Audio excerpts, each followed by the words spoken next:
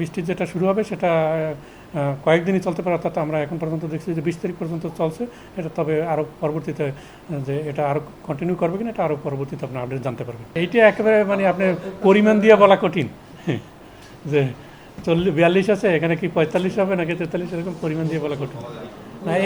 এই স্পেলে কিন্তু উঠছে না।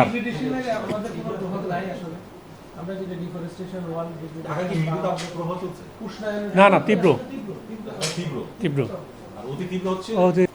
আসলে গত বছর যেটা 2024-এ কিন্তু সারা বিশ্বেই কিন্তু তাপমাত্রা বেশি ছিল এবং বলা হয় যে উষ্ণতম বছর ছিল গত বছর, সেই তুলনায় এবছর কিছুটা কম।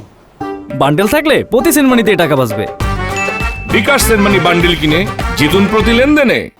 আসলে ওয়েদার ফেনোমেনাটা এরকম, যেটা একটা ওয়েভের মতো। এটা যে কোনো ফেনোমেনাই বাড়তে আসে, একটা পর্যায়ে এটা পিকে পৌঁছার পর আবার একটু কমতে থাকবে, আবার বাড়তে থাকবে, এরকমভাবেই চলছে।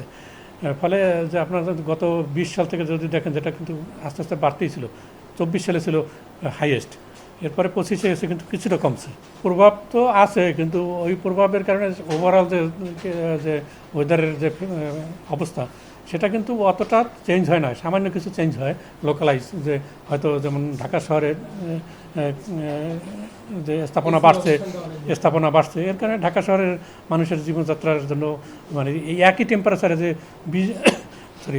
40 ডিগ্রিতে যেটা যদি আশেপাশে খোলা থাকতো তাহলে যে অনুভূতি ছিল সেটা চতুর্দিকে বদ্ধ থাকার কারণে এর অনুভূতিটা বাড়বে, কিন্তু তাপমাত্রা কিন্তু 40